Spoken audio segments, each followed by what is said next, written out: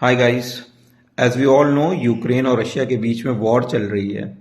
लेकिन इस वॉर के बीच में बहुत ही शर्मसार कर देने वाली, बहुत ही घिनौनी तस्वीर आई है उन लोगों की जो जो वहां फंसे हुए बच्चों का मखौल बना रहे हैं, मजाक बना रहे हैं, उनको इस हालत का जिम्मेदार ठहरा रहे हैं। ये वो लोग हैं जिनको कोई नॉलेज नहीं है कि फॉरेन मेडिकल ग्रेजुएट कौन है, वो वहां क्यों गए, किस लिए गए, कुछ भी इन्हें नहीं पता है। मैं इनको आज एक्सपोज करना चाहता हूँ, क्रिटिसाइज करना चाहता हूँ और साथ इनको समझाना चाहता हूँ कि भैया रिलायबल सोर्स से ना थोड़ी इन्फो लेके पता कर लो कि वो बच्चे हैं कौन। मिथ नंबर 1, ये बच्चे एनआरआई हैं। जी नहीं, ये बच्चे एनआरआई नहीं हैं। ये बच्चे सब के सब स्टूडेंट हैं एंड मोस्टली मेडिकल स्टूडेंट हैं। 90% ये वहां जाके पढ़ते हैं, सिर्फ पढ़ते हैं, उसके बाद इंडिया वापस आ जाते हैं। यहाँ पे इनका एक लाइसेंसिंग एग्जाम होता है, उसको जो क्लियर कर लेता है वो इंडिया में ही प्रैक्टिस करता है। ये जीवन भर यहीं काम करते हैं, यहीं टैक्स भरते हैं भाई साहब। ये कोई एनआरआई नहीं है। और आपको अगर एनआरआई होने से इनकी इतनी दिक्कत है तो मुझे एक बात बता दो, जो लोग इन बच्चों को एनआरआई कह के ऐसा बोल रहे हैं, वो उन्हीं फिल्म स्टारों का जिन्होंने इस देश की सिटीजनशिप छोड़ दी है, लाइन लगा के, लंबी लंबी लाइन लगा के उनकी मूवी देखने जाते हैं, उनको करोड़ों करोड़ों रुपए कमा के देते हैं। क्यों भाई? उनके एंडोर्स करे हुए ब्रांड खरीदते हैं क्यों? देखो, मैं नहीं कह रहा हूं वो इंसान गलत है जिसने दूसरे देश की सिटीजनशिप ली और वो यहाँ पे मूवीज में काम कर रहा, उसके अपने प्रॉब्लम्स हैं, उसने बताया है कि उसके क्या क्या प्रॉब्लम थे, उसे क्यों ऐसा करना पड़ा। सबकी अपनी एक निजी लाइफ, प्राइवेट लाइफ होती है, एक जंक्शन होता है जहां उसको एक डिसीजन लेना पड़ता है जो उसकी लाइफ के लिए बेहतर है। बट गलती आपकी है। अगर वो फिल्म स्टार है तो भैया सब बढ़िया है, और अगर वो स्टूडेंट है तो आप इस तरह से करते हो। आपका देश ना ये स्टूडेंट्स चलाते हैं, ये जो डॉक्टर, इंजीनियर या आईएएस बनते हैं जाके, और कोई नहीं चलाता आपका देश। नई टेक्नोलॉजी से लेके, सड़क बनने से लेके, नई मेडिकल सेवाएं तक ये लेके आते हैं भाई साहब, ये करते हैं। लेकिन नहीं। अब दूसरा मिथ कि भाई इन लोगों ने हिंदुस्तान में क्यों नहीं करा, बाहर ही पढ़ चले जाते हैं लोग, हिंदुस्तान में क्यों नहीं पढ़ रहे। भाई साहब, मेडिकल फील्ड में 64% का रिजर्वेशन आ चुका है। जितने लोग एग्जाम देते हैं ना, उसमें उसके मुकाबले 1% भी सीट्स नहीं है यहाँ पे गवर्नमेंट की, 1%। ठीक है, मुझे याद है जब मैंने पीएमटी दिया था तो 83,000 के अराउंड लोग एग्जाम में बैठे थे, सिर्फ 750 सीटें थी भाई साहब। तो अगर कोई बच्चा उसमें क्वालिफाई भी कर रहा है ना तो उसके पास दिमाग है, बहुत दिमाग है, आपसे तो बहुत ही ज्यादा दिमाग है। उसको सीट नहीं मिल रही, वो क्वालिफाई कर रहा है, उसके पास बहुत दिमाग है। ठीक है, बस नहीं है परिस्थितियां ऐसी। दूसरा, बोलते हैं कि यार हिंदुस्तान की प्राइवेट मेडिकल कॉलेज में कर ले, 80 लाख से 1 करोड़ रुपए लगते हैं, जबकि यही काम वहां पे उनको 18 से 30 लाख रुपए में हो रहा है। ये कोई आप, और जो आप तीसरी चीज कहते हैं ना कि अमीर ज्यादा हैं, पहली बात, अपने इस जरा से भेजे में दिन में भी यार एक तो 50 बार मेंटोस चबाया करो, तो मेंटोस भी चबाओगे तो 5 मिनट असर रहेगा, इतना यहाँ खोखला है। तुमने कभी किसी अमीर जादे को एमबीबीएस, आईआईटी, कैट, आईएएस ये सब करते हुए देखा है, इसके पीछे भागते हुए देखा है किसी अमीर जादे को? उसके पास पैसा है, वो कोई भी बिजनेस करेगा, नहीं भी करेगा उसी में कमाएगा, खाएगा। इतनी लंबी पढ़ाई करेगा, 15-15 साल जो चलती है। तुम कौन सी बात कर रहे हो भाई साहब? कौन सी दुनिया में रह रहे हो? तुम तो अमीर ज्यादा नहीं हो, तुम लोग तक ने इतनी मेहनत नहीं करी, बस बैठ के वहां जज कर रहे हो। ये जो रिवाज चला आ रहा है इस देश में सालों से कि जज करो, एक बार कोई गिर गया उसको उठने मत दो। किसी का एक बार इंटर में मार्क्स कम आ गए तो फिर वो लाइफ में कुछ कर नहीं सकता, ऐसा नहीं है। लोग बने उसके बाद भी डॉक्टर, बहुत अच्छे डॉक्टर बने। एंट्रेंस एग्जाम क्वालिफाई करने में और एक अच्छा डॉक्टर बनने में ना बहुत अंतर है। प्रैक्टिकली एक डॉक्टर बनने में और एक मियर एंट्रेंस एग्जामिनेशन क्वालिफाई करने में बहुत अंतर है भाई साहब, बहुत अंतर। ठीक है, तो ये अब ना अपना जजमेंट छोड़ दो, तुमको कुछ भी नहीं पता है। इतने रिजर्वेशन के बाद, इतनी महंगाई होने के बाद कहाँ जाएंगे? जिसका सपना है डॉक्टर बनने का, उसके घर वाले भेजते हैं। ठीक है, और बहुतों के घर वालों ने लोन लेके भेजा, उनके पास इतना पैसा नहीं है। उनके बच्चे डॉक्टर बनना चाहते हैं, वो बनेंगे। एक बार आपको भी पता है 11th-12th में बायो ले ली ना, तो या तो बी फार्मा करोगे, बायोटेक करोगे, बीडीएस करोगे या एमबीबीएस करोगे। अब 4 में से आप क्या चूज करेंगे? क्या चूज करेंगे आप खुद बताइए। सबको पता है लोग क्या चूज करना चाहते हैं। उनका ड्रीम है, यहां इतना कंपटीशन है, इसका मतलब ये नहीं है कि भोंदू है, जिगरा है जो इस कंपटीशन में बैठे। हर किसी की हिम्मत नहीं होती, लोग भागते हैं ऐसे कंपटीशन से। ये बच्चे गए वहां, इन्होंने वहाँ पढ़ाई करी, ये यहीं लौट के आने वाले थे, यहीं काम करने वाले थे, यहीं टैक्स देने वाले थे। तो जो आप ये कह रहे हो ना, इनको ये फ्री लोडर हैं, ये इसलिए नहीं आए क्योंकि फ्री में इनको आना था और ये वो। भाई साहब, 1 साल के अंदर ना उससे 3 गुना टैक्स दे देंगे जितना इनके ऊपर पैसा वहां से लाने में लगा रहे हो तुम लोग। फ्यूचर एसेट है ये, आप लोग एसेट हो।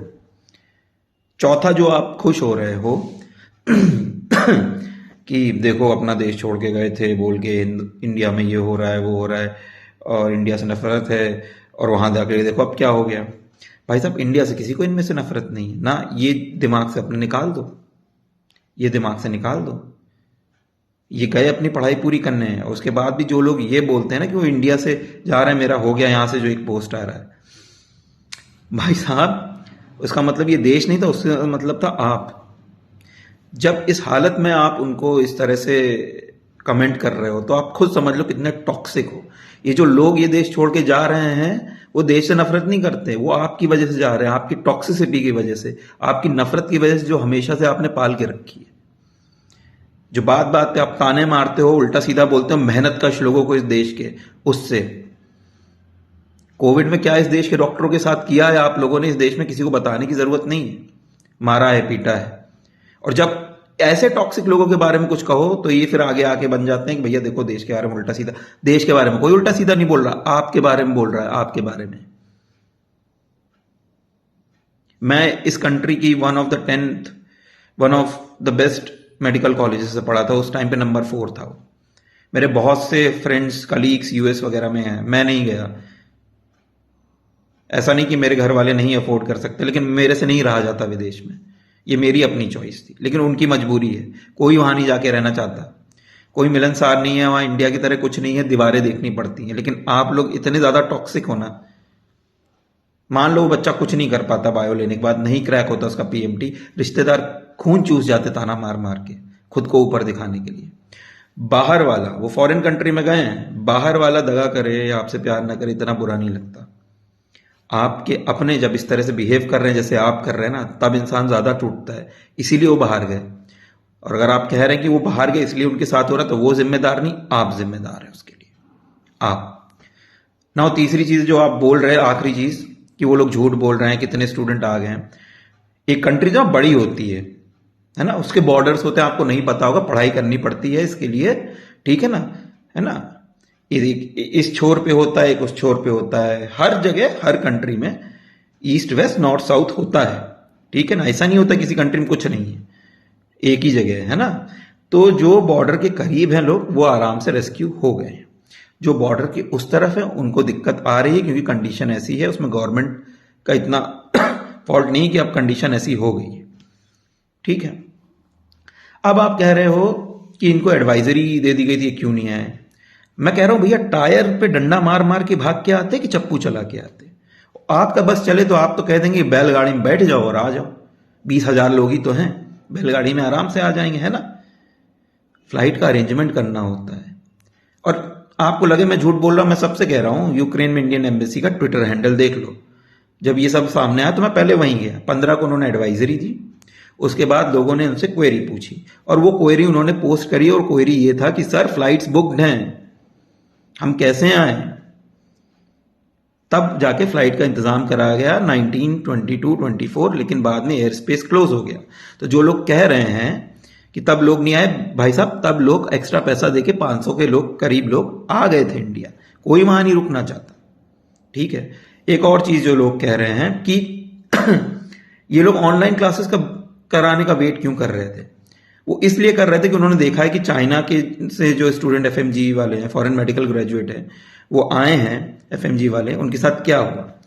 वो बेचारे कोविड काल में यहां आ गए, फिर चाइना ने बोला हमारी वैक्सीन नहीं लगाओगे तो वापस नहीं आ पाओगे, और इंडियन गवर्नमेंट ने बोल दिया कि हम वहां की ऑनलाइन स्टडीज को रिकॉग्नाइज नहीं करेंगे। फॉल्ट इसमें चाइना की है, इंडियन गवर्नमेंट की नहीं है, ठीक है। कोई भी बिना प्रैक्टिकल या उसके ऑनलाइन फॉरेन मेडिकल करना दिक्कत होती है, लेकिन मेरे हिसाब से इंतजाम करना चाहिए उनको इस लूप में फंसाने की जगह कि भैया कहीं से इंतजाम करके उन बच्चों को यहीं पढ़ाओ, यहीं उनकी डिग्री दो, कुछ भी करके, क्योंकि उन्होंने 3-4 साल पढ़ लिया है यार, 1 साल में वो डॉक्टर बन जाएंगे। तो ये चीज बच्चों ने देखी है कि क्या हुआ है, इसलिए वो घबरा रहे हैं कि एक बार यहां आ जाएं। तो ऐसा ना हो उनकी 3-4 साल की मेहनत पे पानी फिर जाए। फिर आपका लास्ट चीज, जान से ज्यादा प्यारी है क्या? डॉक्टरों को होती है भाई। जब डॉक्टर के ऊपर नेग्लिजेंस का एक्ट लगता है, उसका सर्टिफिकेट छीन लिया जाता है, तो उसको बोलते हैं प्रोफेशनल डेथ। और होती है हमको। अगर ये बच्चे आज स्टूडेंट नहीं होते ना, फुल फ्लेजेड डॉक्टर होते, इनमें से आधे ज्यादा वापस भी नहीं आते, वहां पे रह के ना हॉस्पिटल्स में काम कर रहे होते। रहती है हमको, हमारे सामने को तो यार सबकी जान बचानी। और ये लुटेरा लुटेरा का मंत्र सिर्फ हिंदुस्तान में चलता है, जबकि हिंदुस्तान में बहुत सस्ती है मेडिकल फैसिलिटी। तुम लोग इंश्योरेंस नहीं कराते हो, तुम्हारी गलती है। बाहर से लोग आते हैं कराने क्योंकि हिंदुस्तान सस्ता है। मैंने कल एसी उतरवाया अपने यहाँ का, उसका 600 रुपए ले गया वो आदमी, और आप 300 से 500 रुपए लेने वाले डॉक्टर को लुटेरा बोलते हो। खैर वो अभी का टॉपिक नहीं है। आई होप अब आपको क्लियर हो गया हो। कुछ बच्चे फंसे हैं, वो दूसरी साइड ऑफ बॉर्डर पे हैं, उनका आना मुश्किल है। जो इधर थे वो रेस्क्यू हो गए, तो इसका मतलब ये नहीं कि सब रेस्क्यू हो गए और सब अच्छा है, किसी को कोई परेशानी नहीं है। लोग बंकर से बैठ के प्रोपेगेंडा फैला रहे हैं। हाँ सही में ये काम भाई तुम कर सकते हो, जैसी तुम्हारी बुद्धि है, ठीक है ना, और तुम कर भी रहे हो। तुम्हारे सर पे तलवार भी लटका दी जाए तो तुम यही करोगे। समझो इनकी प्रॉब्लम को। इस देश की खूबसूरती ये थी कि दुश्मन भी मर जाए ना तो उसके दुख में शामिल होते हैं, और तुम अब अपनों को ही गालियां दे रहे हो, अपनों को ही। ये 19 से 24 साल के स्टूडेंट हैं। ये वो उम्र होती है जब आप पहली बार घर के बाहर जाते हो, आप दुनिया को समझते हो, समझना शुरू करते हो। और उस उम्र में ये एक दुनिया की सबसे बड़ी और कड़वी सच्चाई से लड़ रहे हैं कि इंसान ही इंसान का दुश्मन है। और उसमें हिंदुस्तान को शामिल नहीं होना है, हमारे देश को शामिल नहीं होना है। आप लोग प्लीज ये हरकतें बंद करें ऑनलाइन। Thank you.